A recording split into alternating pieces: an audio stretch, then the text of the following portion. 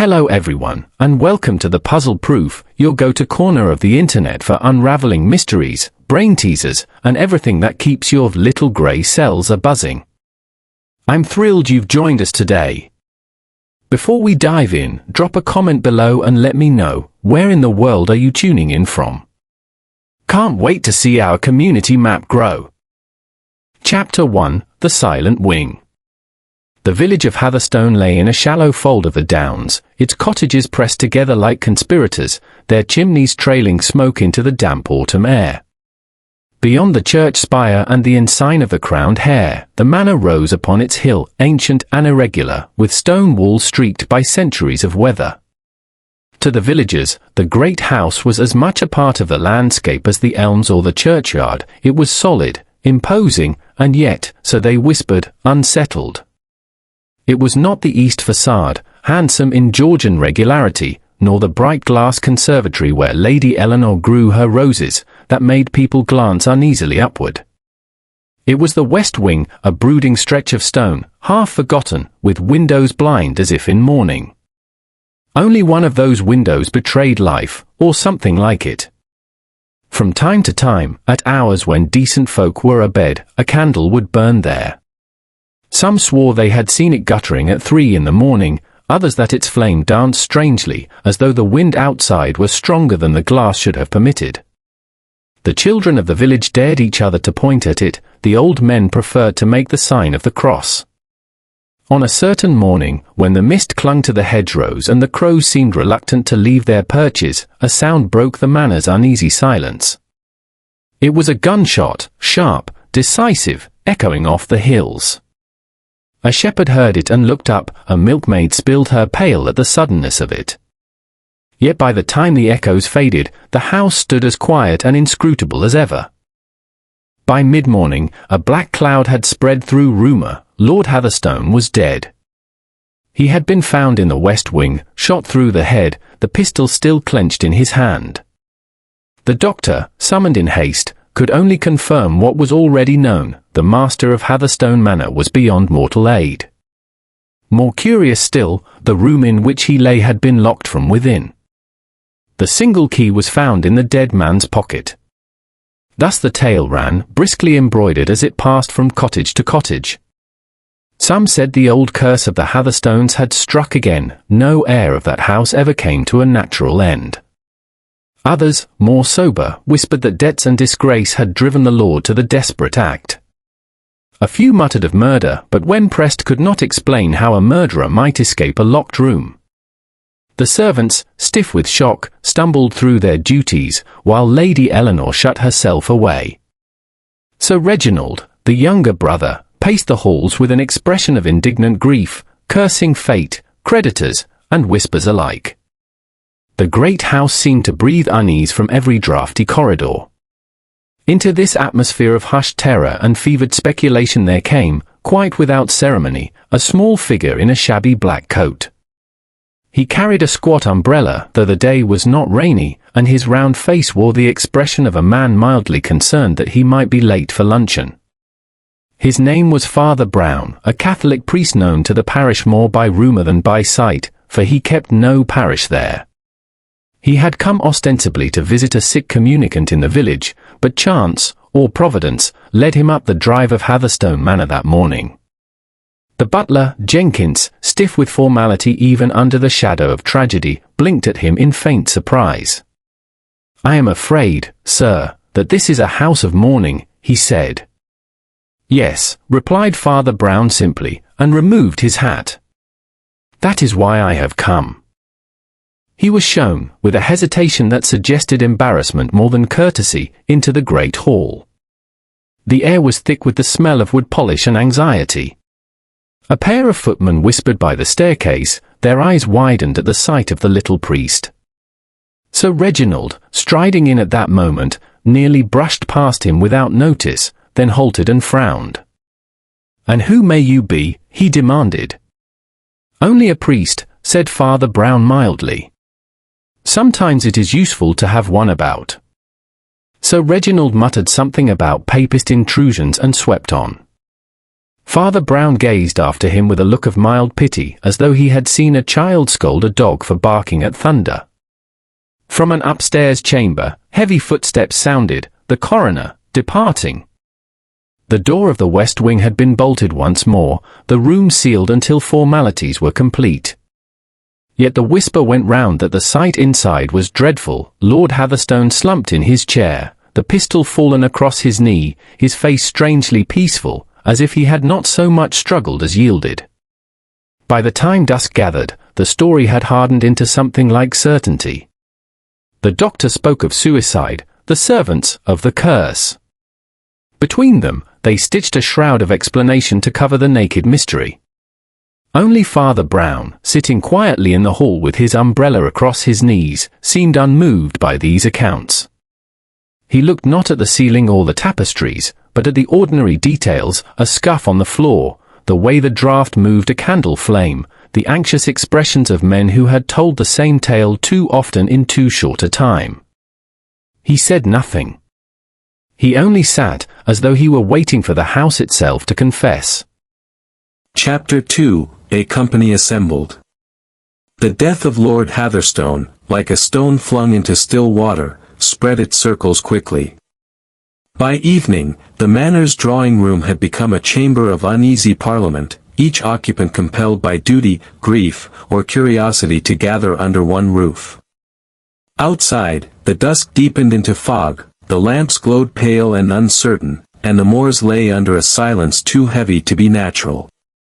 Inside, the atmosphere was not so much solemn as strained, as though each person present carried a private burden heavier than mourning.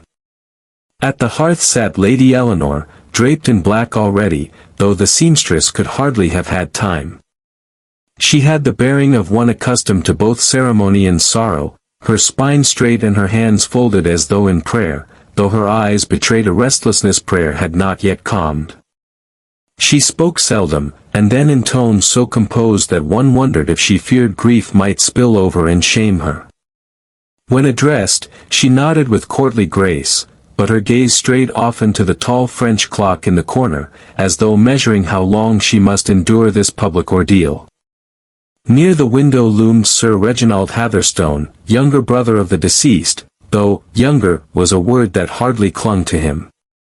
His face was already lined, and his mustache bristled like a weapon perpetually unsheathed. He stood with fists clenched behind his back, his boots clicking restlessly on the parquet floor. Pride, like armor, encased him. To his mind, the very suggestion of scandal was more intolerable than grief. My brother, he declared, was a man of honor. His death is tragedy enough. Let there be no talk of cowardice or crime. Suicide is a slander. The words rang too loud, like a man trying to convince himself of something half-doubted. On a low settee perched Miss Cartwright, the governess, a woman whose thin frame seemed wired with restless energy. Her eyes darted, bright with intelligence that refused to be silent. Slander or not, she said crisply, the facts remain. The door was bolted, the key was in his pocket, and the pistol in his hand. Unless you believe inspectors pulling triggers, the conclusion is self-evident. She turned the phrase, self-evident, as if it were a victory in debate rather than an explanation of death. She was a woman who had read more books than she had baked pies, and her skepticism bristled as naturally as Sir Reginald's pride. By the sideboard lingered Dr. Selby, the family physician, polishing his spectacles with unnecessary diligence. His manner was clinical, even when discussing the dead, as though human suffering were best approached with tongs. The wound, he explained with professional coolness, was at close range. There is no evidence of struggle, no intrusion. It is a regrettable but straightforward case. He cleared his throat. The mind under pressure can collapse, you know. Debts, disappointments, hereditary melancholy, suicide often follows patterns one would rather not admit. At this, Sir Reginald wheeled round, face flushed. My brother was no melancholic, sir, nor a coward. I will not have his name blackened by your medical fatalism." Dr. Selby bowed slightly, but his eyes glinted as though he took pride in his cool defiance of sentiment. "Truth is no respecter of titles," he murmured. A few steps apart, half hidden in the shadow of the curtains, stood Jenkins, the butler, a man carved from duty as much as from flesh. He polished his cufflinks with the air of one who might polish away his own thoughts if only given enough linen. His expression betrayed nothing, yet the sharpest observer might have noted that he avoided Lady Eleanor's eyes. When asked for particulars of the discovery, he recited them with the flat precision of a man announcing dinner: the shot, the bolted door, the body slumped in the chair. Yet now and then, a faint twitch at the corner of his mouth suggested he knew more than he dared to reveal. The final figure was the least expected. Mr. Silas Gray, a visiting scholar of philosophy, had been staying at the manor as a guest. Some said as Sir Reginald's friend, others whispered as Lady Eleanor's counsellor in her widowhood. He was a tall man, his features sharp with irony, his eyes gleaming with the mischief of paradox. When others wrung their hands, he clasped his own behind his back with the air of a lecturer about to pose a conundrum. "You see," he drawled, "this affair is deliciously symbolic. A nobleman dies alone, locked in his chamber, with no hand to aid him but his own. One might say he was murdered by the very idea of honor. If a ghost pulled the trigger, it was the ghost of his ancestors." His smile flashed like a knife. Lady Eleanor winced as though at sacrilege. In this company, Father Brown seemed absurdly out of place. He sat quietly on a straight-backed chair, his squat umbrella across his knees, his round face looking as mild as milk pudding. He was not introduced; indeed, most present hardly noticed him. Once or twice he blinked as if puzzled, not by the mystery of the locked room, but by the manners of those who filled it. He listened attentively, nodding as one nods during a homily, and when spoken to answered so simply that people forgot his reply almost at once. Yet his eyes, behind their spectacles, moved steadily from one face to another, marking the nervous glance, the overloud protest, the studied calm. He was like a man listening for a false note in a hymn. Thus the company assembled, aristocrats proud of lineage, servants polished into silence, skeptics armed with reason, and a philosopher intoxicated by irony. Each brought not only a theory of death but a philosophy of life. Around them, the great house held its breath, its west wing shuddered like a secret. And in their midst, unnoticed, sat a little priest, who alone seemed untroubled by either silence or speculation, as if he knew that the human heart was more difficult to lock than any chamber, and that its keys were seldom made of iron. Chapter 3, Whispers and Shadows. In the days that followed, the manor did not fall into mourning so much as into murmuring. It was as though the silence of the west wing had spread like a damp mist, curling through corridors, seeping under doors, settling on the lips of every servant and guest.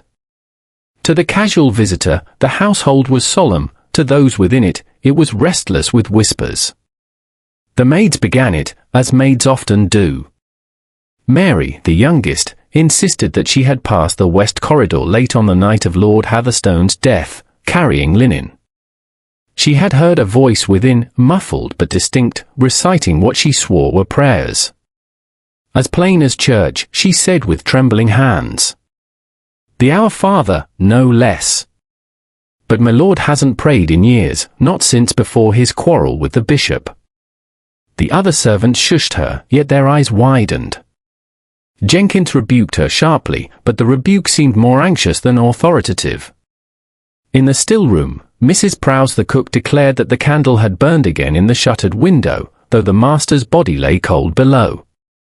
"There are lights this world can't explain," she muttered darkly, kneading her dough with unnecessary violence. "It's the family curse. My mother told me plain, no Hatherstone dies in his bed." No one contradicted her, but the scullery boy made the sign of the cross behind her back. Among the guests, speculation ran no less widely, though in more polished tones. Dr. Selby scoffed at supernatural tales, yet his explanation carried its own chill. Guilt often produces piety in its final hours, he said briskly over breakfast. A man who has lived without prayer may mutter it in desperation when death looms. It is merely the mind's way of reaching for old formulas, like a drowning man clutching reeds.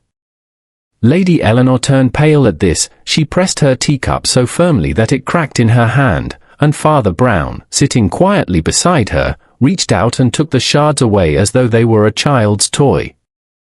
Miss Cartwright, the governess, seized upon the physician's words like a hawk on a mouse. Exactly so, she declared, with the air of winning an argument against an invisible adversary. Superstition would have us believe in curses and ghosts, psychology explains all. Lord Hatherstone's final prayer was nothing but the reflex of a mind unstrung by guilt. In that, we see no miracle, only mechanism. Sir Reginald, however, would have none of it. He strode across the room, his boot striking the boards. My brother, he thundered, was not a superstitious fool, nor a coward muttering prayers like an old woman. If he spoke at all, it was with the dignity of a Hatherstone. This gossip must end. The family name has endured centuries of slander, it will not now be dragged through the mud by servants' tales and idle conjecture. Yet his indignation rang too loud, like a drumbeat masking another sound. Silas Gray, lounging by the mantel with a sardonic smile, gave voice to what many thought but few dared to say. You see, Reginald, the trouble with curses is that they are frightfully convenient. They explain everything without explaining anything. Your family tree, it seems, is watered not by rain but by blood. If your brother prayed, perhaps it was not to God, but to his ancestors, asking whether they would finally leave him in peace. Lady Eleanor shuddered at this remark, and her hand flew to her rosary beads. Father Brown, who had been quietly buttering a slice of bread, looked up and remarked almost absent-mindedly, "A curse is only a sin with a long memory." The words fell so gently that most did not notice them, but Silas Gray's smile faltered, just for a moment. That evening, the whispering took a new turn. A groom swore he had heard footsteps on the gravel path below the shuttered window long after the household had retired.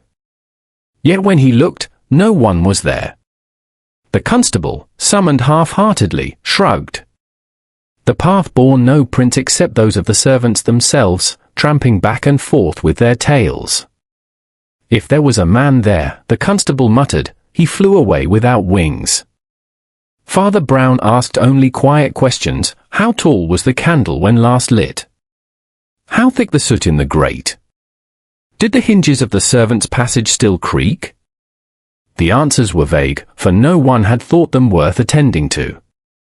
He nodded as though each omission confirmed something already in his mind. The whispers thickened until they formed a fog of their own. Each person clung to a different explanation, like a shipwrecked sailor to driftwood. For Lady Eleanor, grief was simplest; for Sir Reginald, honour was paramount; for Miss Cartwright, rationalism was victory; for Dr. Selby, science was shield enough; for Silas Gray, paradox was delight. Only the servants, who had less to prove, confessed openly to fear. In the midst of all this, Father Brown remained the most overlooked of them all. He wandered the halls as if he had mislaid something humble, like a hat or a handkerchief. He paused to listen to the ticking of a clock, or the drip of rain in the conservatory, or the way the shadows lay across the stairwell. When spoken to, he answered gently, with that peculiar absent-mindedness of one whose mind is fixed elsewhere.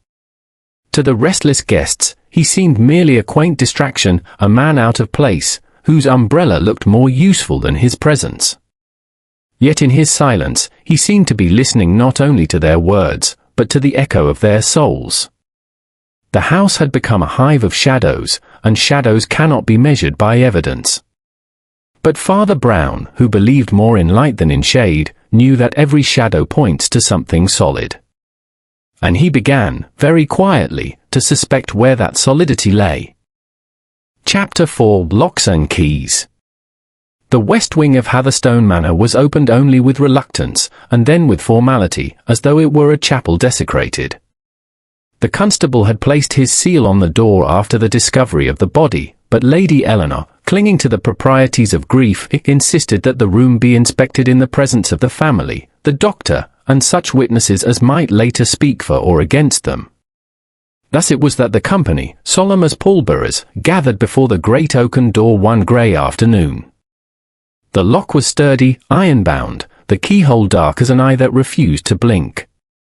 The constable fitted the key, turned it with an echoing click, and the door swung open on protesting hinges. The smell within was stale, mingling gunpowder with the faint must of tapestries that had long absorbed smoke and silence. The room was large, square, and severe, a chamber that had once belonged to some Hatherstone ancestor who preferred austerity to comfort. Its stone hearth bore only ashes, and its walls were hung with faded hunting scenes. On the desk near the window stood a pair of candlesticks, one burned almost to the socket, the other scarcely touched.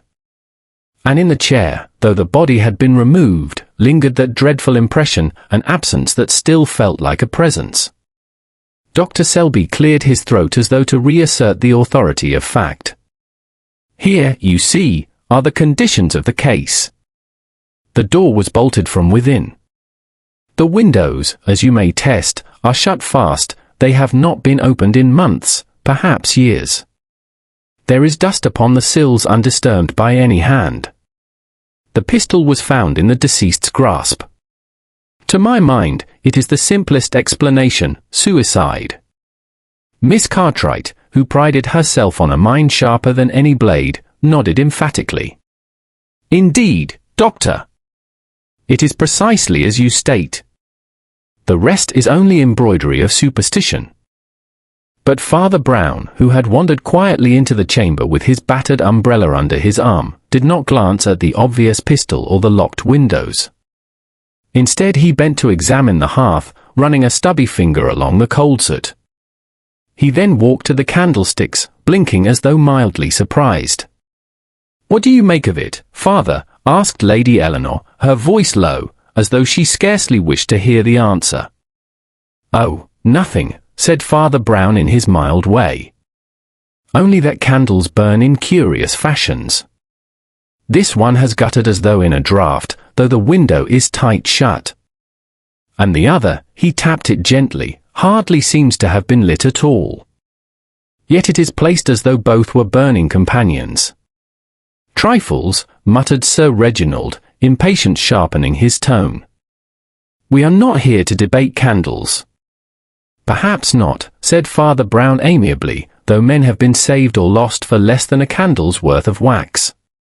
The constable shuffled awkwardly, embarrassed by the priest's apparent irrelevance. "It is, if you'll pardon me, sir, a matter of locks and keys, not candles. The thing is plain. The door was secured from within. There was no passage out." "Air can be tight," Father Brown replied softly, almost to himself, "and yet it moves. A lock may be honest, yet not the truth." Silas Gray, who had until now leaned languidly against the mantel, broke into a laugh that rang with irony. "A delicious paradox, Father. Locks that are not locked, bolts that are no barriers. You make the world a plaything of words. Perhaps the door bolted itself, or the pistol fired from melancholy alone." Father Brown looked at him with that round, candid gaze that seemed incapable of mockery. "Not quite that," he said. "Only that sometimes men bolt doors, not to keep others out, but to persuade themselves there was no one else in." A silence followed, in which the ticking of the French clock in the hall outside seemed suddenly loud. Lady Eleanor shivered, Miss Cartwright frowned as though confronted with a puzzle that logic alone could not solve. The inspection went on with formality. The constable tested the window fastenings, rattled the door hinges, examined the key. All confirmed the same story, a man alone, a weapon at hand, no escape possible for any intruder. To each demonstration, Sir Reginald nodded grimly, as though his brother's honor could be preserved only by insisting that his death was voluntary. Yet Father Brown asked odd, irrelevant-seeming questions. Had anyone walked the gravel paths that night? Was there a draught in the chimney? Did the servants still use the narrow passage leading from the pantry to the west wing? Jenkins, startled, admitted that the passage existed, though it had long been neglected, its hinges rusted and its threshold piled with lumber. "No one goes that way now, Father," he said stiffly. "Rust creaks," said Father Brown quietly. "But it does not keep secrets." His words fell into the chamber like drops of water in a cistern, rippling the silence. No one replied, for no one understood. The others returned to their theories: suicide, curse, despair. Father Brown simply touched the dusty candlestick again, as though feeling the pulse of something that had once been alive. When at last the door was closed again, bolted not by death but by authority, the company dispersed in uneasy fragments. Dr. Selby retreated to his papers, Sir Reginald to his indignation, Miss Cartwright to her arguments, Lady Eleanor to her prayers. Silas Gray lingered with his paradoxes, amused by the priest's simplicity. Only Father Brown seemed to have taken nothing and yet everything from the room, as if the locked door had whispered more than all the living voices combined. And in his mild, unremarkable way, he began to see that the puzzle was not of locks and keys at all, but of hearts bolted against truth, and the secret draughts that creep in through the cracks of pride. Chapter 5: False Gleams. If the manor had been uneasy before, it was feverish now. Once the chamber had been opened and closed again, suspicion no longer hung like mist, it leapt like sparks. The death of Lord Hatherstone became not a settled fact but an argument, each guest holding to an explanation as though to a weapon. In that contest, truth was less desired than victory. The servants whispered still, but now in tones sharpened by curiosity. Each had overheard enough to colour their gossip with accusation. The butler, it was said, had lingered too long in the west wing on the evening of the death. The maid swore Lady Eleanor had pressed her to send a note that never reached its recipient. The cook, puffing indignantly, declared that the governess was always too free with her tongue, and maybe with her heart. Whispers became rumours, rumours took on the weight of evidence. Among the family and guests, suspicion turned into something more articulate, almost theatrical. At supper one evening, Sir Reginald, already flushed with wine, slammed his fist upon the table. "Let it be said plainly," he cried. "My brother's affairs were not what they seemed. Eleanor, you must have known of his complications. He had debts, he had quarrels. God knows what secrets he carried. For all we know, he was driven to ruin by those closest to him." Lady Eleanor stiffened, her features pale against the black of her gown. "Do you mean to accuse me, Reginald? Your brother was my husband, not my accomplice. If debts troubled him, they were debts you yourself encouraged with your gaming and your drinking." The words fell like blows, but Miss Cartwright leaned forward with a schoolroom eagerness. "You see," she interjected, "this is precisely how human psychology unravels itself. Each of you casts shadows upon the other, yet the facts remain."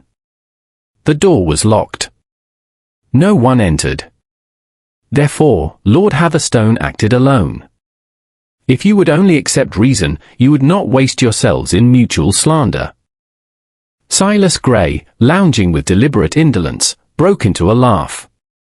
"Reason, dear lady, is the most deceitful ghost of all. You see a locked door and declare it proof.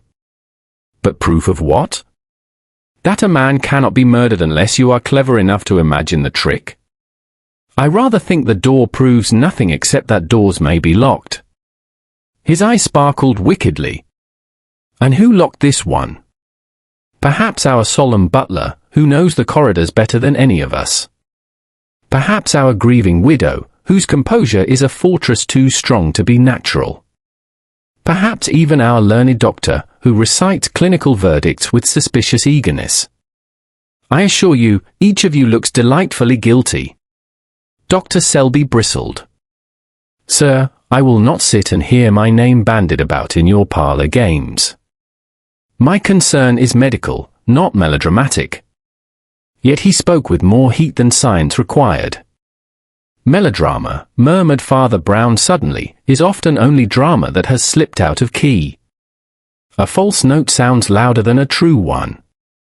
He had been sitting quietly at the corner of the table, his plate almost untouched, his eyes lowered. The remark drew no reply, indeed, most had half forgotten he was present. But Lady Eleanor, who had not spoken since her clash with Reginald, glanced at him with a flicker of relief, as though he alone had reminded her that gentleness still existed in the world. The supper ended in fragments, the company dispersing into corners. Miss Cartwright retired with a book, her lips moving as if rehearsing arguments. Sir Reginald stalked off toward the billiard room, where the clack of balls soon echoed angrily. Silas Grey retreated to the library, humming tunelessly. Lady Eleanor lingered by the fire, pale and silent. And Father Brown, after murmuring a grace so soft it went unheard, slipped out into the hallway. The house itself seemed to join in the quarrel. Doors closed too sharply, footsteps echoed with more than their usual weight. The ticking of clocks grew obtrusive, like accusations counting themselves aloud. Even the wind rattled the shutters with a sound too deliberate to be quite natural. In the midst of this unrest, the theories grew wilder. The governess hinted at blackmail, the doctor at hereditary madness, the butler at debts owed to dangerous men. Each conjecture burned brightly for a moment, like a candle flaring before it gutters. Yet none provided true light. They were false gleams, illusions that dazzled but did not guide. It was Father Brown alone who seemed unshaken by these shifting beams. He had spent the evening asking small, unfashionable questions: what shoes Lord Hatherstone wore that night, whether the gravel path had been raked lately, why the second candlestick remained so tall. He spoke of draughts, of soot, of hinges that creaked. To the rest, these were trifles beneath dignity; to him, they were threads in a tapestry too vast to see all at once. That night, in the quiet after the quarrels, he wandered into the chapel at the far end of the manor. There, kneeling on the cold stone floor, he whispered a prayer not for the dead but for the living, for those whose anger and fear twisted truth into weapons. Rising, he gazed at the crucifix. A man will sometimes kill, he murmured, not for gain, but to hide the thing he fears to confess. Pride builds stronger prisons than stone. The next morning, the household woke to a deeper unease. For suspicion had not dissolved, it had multiplied. Each person now watched the others with wary eyes, convinced that beneath grief lay guilt. The manor was no longer a home of mourning, but a theatre of accusation. And in the centre of that stage, unnoticed and unremarkable, stood Father Brown, listening not so much to what was said, as to the silence between the words. Chapter 6: Conversations in the Quiet. When storm passes over the downs, it does not always announce itself with thunder. Sometimes it arrives as a hush, the fields holding their breath, the air pressed still as glass. In the manor, after the quarrels of supper and the restless night that followed, there came such a hush. It was the kind of silence that does not comfort, but waits, like a stage, before the actor's return. Into that silence Father Brown moved with the unhurried steps of one accustomed to listening more than speaking. He found Lady Eleanor in the morning room, where the roses from her conservatory wilted in their vases. She sat with hands clasped, but her knuckles were white, as if she clung to something invisible. Brown lowered himself into the chair opposite with the mild clumsiness of a man who never quite remembers whether chairs are meant to be sat on or apologized to. "You are suffering," he said simply. She lifted her chin, though her eyes swam. "That is a commonplace, Father. A widow always suffers." "Yes," he replied. "But a widow may suffer grief, or she may suffer guilt, or she may suffer anger at God. They are different crosses, though they look alike from a distance." Her hands trembled. And which do you think mine is? He smiled, almost apologetically. Ah, that is not for me to tell you. But I know which one God is willing to carry with you, if you let him. Her lips parted as if to speak, but no words came. She turned her face to the window, and he left her, not with answers, but with the strange comfort of being seen. Later he encountered Sir Reginald in the billiard room, where the green cloth bore the scars of his impatient play. The man chalked his cue as though it were a sword, stabbing the stick against the wood with needless force. My brother was no coward, he declared abruptly, though Brown had not asked. If you have come to tell me otherwise, I will not hear it. I should not tell you otherwise, said Father Brown. I only wonder why you feel it so necessary to repeat it. Reginald glared. Because his honor must be defended. From whom? Brown's voice was mild. The billiard ball clattered into the pocket like a musket fired. From the world, sir, from slander, from scandal, from every whisper in this cursed house. Brown looked at him with that calm, candid gaze that had unsettled more criminals than constables ever did. Or perhaps from yourself, he said softly. A man often protests most loudly against the sin that tempts him. Honor is a fine shield, but it can also be a mask. Sometimes we call it honor when we mean only pride. Reginald's hand trembled on the cue, and for a moment he seemed about to strike the little priest. Instead he turned away, muttering, "You know nothing of it." On the contrary, Father Brown replied, already moving toward the door. I know that pride is the oldest story in the world, and always ends the same way. By afternoon he was with Miss Cartwright, who was tutoring one of the maids in letters by the window. She dismissed the girl with a flutter of pages and turned on the priest with a flash of impatience. You will tell me, no doubt, that my skepticism is a sin, she said. Not at all, Brown answered. Doubt is no more a sin than hunger. It is what a person eats when hungry that matters. She blinked at him. That is not theology. That is metaphor. He chuckled. Theology is only metaphor that happens to be true. You doubt because you are clever, Miss Cartwright. But cleverness is only half the road. The clever man sees the trap, the wise man also sees the way out. She folded her arms. And which am I? You, said Father Brown kindly, are a teacher who has mistaken questions for answers. But that is curable, thank God. For the first time, she did not reply, only looked at him as though the floor had shifted beneath her. As the shadows lengthened, he sat with Dr. Selby in the library, where medical volumes lined the shelves like soldiers at attention. The physician spoke with his usual clinical detachment. The man was worn down by debts and disappointment. Suicide was inevitable. Science does not lie. Science, said Brown gently, tells us how the body dies. It does not tell us why the soul despairs. Selby frowned. You priests always talk of souls. But men are machines. When the machine breaks, it ceases to function. Nothing more. Brown toyed with the edge of his umbrella. If man is only a machine, doctor, why is he so troubled when another machine breaks? We do not mourn when a clock stops. We only mourn when a man does. The physician said nothing, but his hand trembled slightly as he replaced his spectacles. At last Father Brown found Silas Gray in the gallery, staring up at the portraits of grim-faced Hatherstones. Magnificent, aren't they? Silas said with irony. Generations of pride, painted in oils. Each one a sermon in hypocrisy. And now another has joined them, a martyr to his own conceit. Surely you must admit, Father, that death is the finest joke of all. It makes nonsense of every virtue and every vice. Brown's eyes rested on the portrait of a long-dead knight, hand on his sword. Yes, he said softly. Death is a joke. but only if there is no audience beyond the grave. If there is, then it is only the prelude to a judgment more serious than you or I could ever devise. Silas laughed, but it rang hollow, like glass struck too hard. You priests will always have the last word.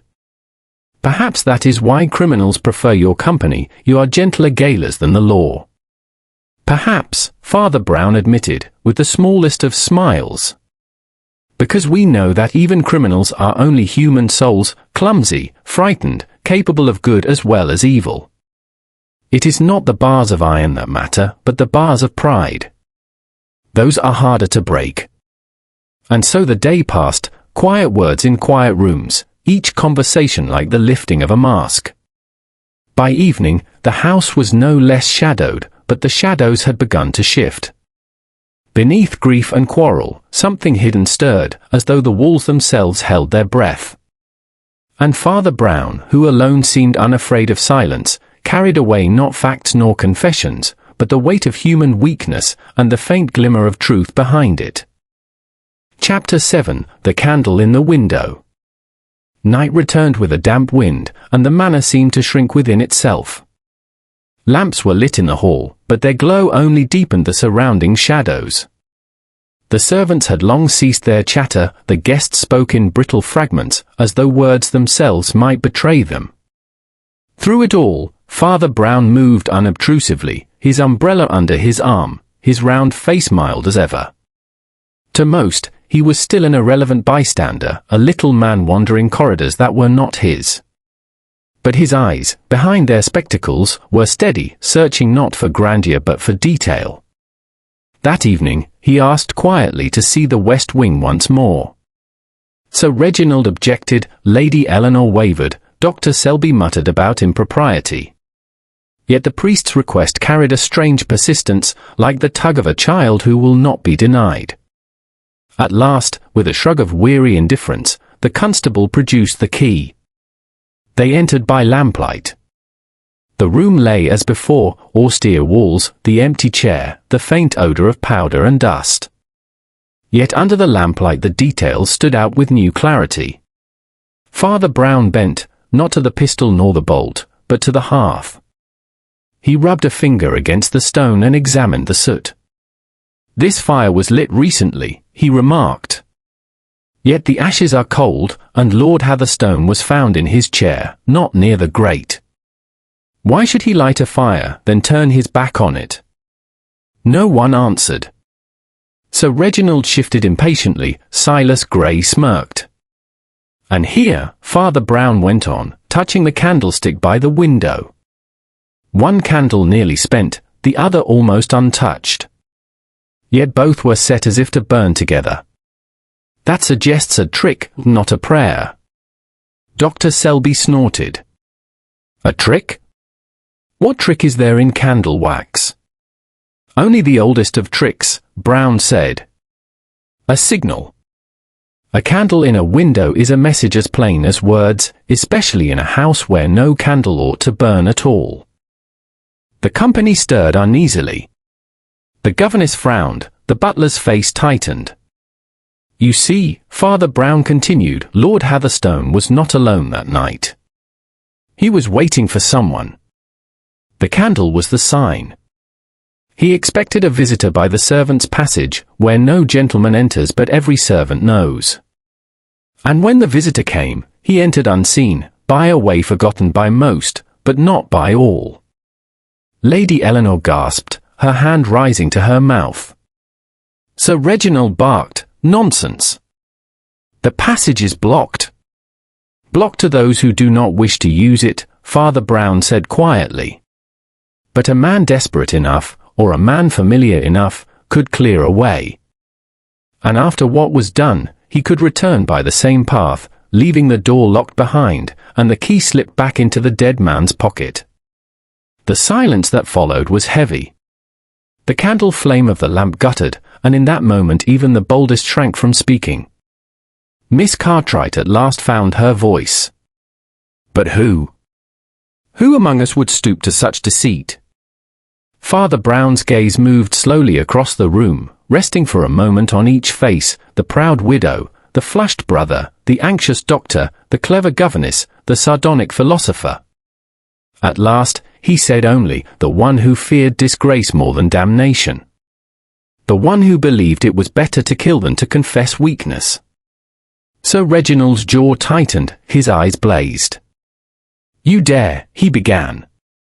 But Brown raised his hand gently, almost apologetically.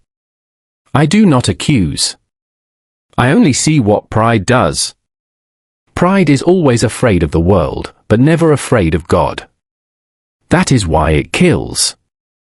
It kills honor to preserve honor, and in the end loses both." The word struck harder than any formal charge. Sir Reginald staggered back, his fist clenched as though he might strike the priest. But his strength faltered. He sank into the chair where his brother had died, and for a moment the resemblance was dreadful. "It was an accident," he muttered hoarsely. "I never meant, he would have ruined me," he threatened to expose. "No," Father Brown said softly. "It was not an accident. But it need not be the end. Confession is harder than murder, but it is also the only cure." Silas Gray, usually quick with irony, was silent now. Miss Cartwright's sharp gaze softened. Lady Eleanor wept silently into her hands. Father Brown turned away from them all and gently extinguished the tall candle in the window. "There," he said. "The signal is ended. There will be no more shadows lured into this house." That night the manor seemed lighter, though no lamp was brighter. The quarrels ceased, the whispers stilled. The truth, though dreadful, had broken the fever. And Father Brown, shuffling quietly down the corridor with his umbrella, looked not triumphant but sorrowful, like a man who has heard too many confessions, and knows that every solved mystery is only another soul in need of mercy. Chapter 8: The Weight of Pride. Morning broke pale and hesitant over the downs, as though the sun itself were reluctant to shine on Hatherstone Manor. The mists clung low to the fields, muffling even the sound of birds, and within the house there reigned a hush so profound that even servants tiptoed, as if unwilling to disturb the fragile peace that had descended after confession. Sir Reginald had spent the night in restless silence, pacing the gallery where his ancestors' portraits frowned down at him like judges from the grave. When at last he sat, it was in the same chair where his brother had died, his head bowed, his hands knotted. He looked less like a master of the house than a prisoner awaiting sentence. It was into this chamber that Father Brown was shown.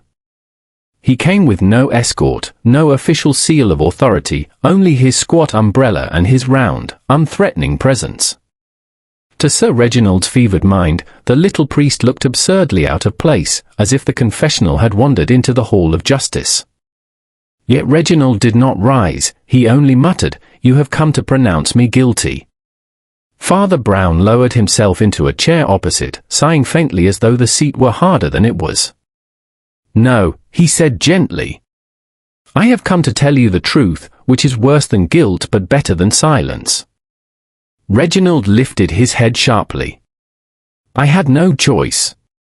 You do not know what it is to live under disgrace, to see one's honor ruined, one's family mocked, one's name dragged in the mud. My brother would have destroyed me." Brown nodded slowly. "Yes. That is how pride speaks, as if shame were worse than sin. But it is not. Shame is a wound that heals in humility. Sin is a poison that kills in secret." The words fell without force, yet with a weight that pressed heavier than any gavel. Reginald's fists tightened on his knees. "And what now? The law will have me hanged. Is that the mercy you priests preach?" "The law," Brown said, "will do what it must. But mercy is older than law. Mercy comes when a man admits he is only a man, and not a god whose honor must be worshipped. That is what your brother tried to tell you. He threatened exposure not to destroy you, but to save you from yourself. He loved you more than he feared disgrace. And so you killed him." Reginald gave a broken sound, half curse, half sob. The truth, spoken so plainly, left no refuge. He covered his face with his hands. Father Brown leaned forward, his voice low and urgent. Do not think you are the first. Cain killed Abel because pride could not bear correction. Judas betrayed Christ because pride could not bear forgiveness. But the story does not end there.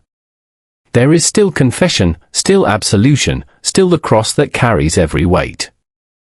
For a long moment, only the ticking of the clock answered. Then Reginald whispered hoarsely, "Can a murderer be forgiven?" "Only a murderer," said Father Brown softly. "For only the guilty can receive forgiveness. The innocent do not need it. That is why forgiveness is stronger than pride. It is the one thing pride cannot claim for itself." Elsewhere in the manor, the household stirred with cautious relief. Lady Eleanor emerged from her chamber, her face pale but composed. Miss Cartwright walked the corridor with quieter steps, her cleverness subdued by something like reverence. Dr. Selby busied himself with papers, though his hands no longer shook with professional certainty. Even Silas Gray, the philosopher who had scoffed at everything, was found gazing long at the crucifix in the chapel, as though pondering a paradox too great even for him. When Father Brown returned from Reginald's chamber, he found them all assembled in the drawing-room, waiting as if for judgment. They looked at him, this small shabby priest, as though he carried the verdict of heaven. He set his umbrella by the door and spoke in his plain, almost apologetic voice. The truth is simple, though it has been hidden under many veils. Lord Hatherstone was no suicide. He was shot by his brother, who feared the shame of exposure more than the sin of murder.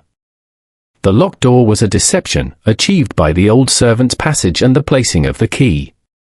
The candle in the window was a signal to arrange the meeting.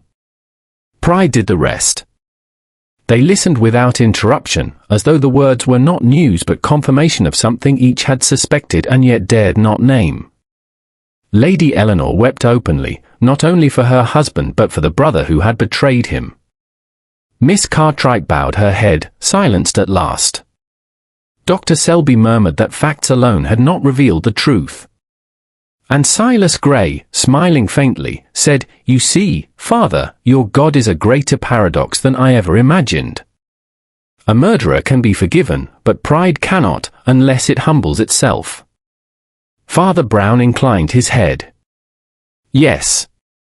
Pride is the locked room of the soul. But God has a key for every lock.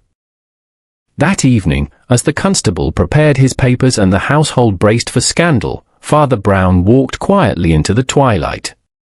The downs stretched before him, pale and solemn, and the manor behind him loomed less like a fortress than like a penitent. He did not smile, for the affair had left no cause for triumph. Instead he murmured half to himself, "Evil is never as deep as it pretends. It is shallow, like a puddle that men drown in because they will not admit they can stand up. If only they would reach for the hand held out to them, they would find it stronger than any pride." With that, he tucked his umbrella under his arm, adjusted his hat, and shuffled down the path toward the village, an unremarkable figure against the vast horizon, yet carrying with him the quiet victory of truth spoken, sin unmasked, and mercy offered, even in the shadow of death.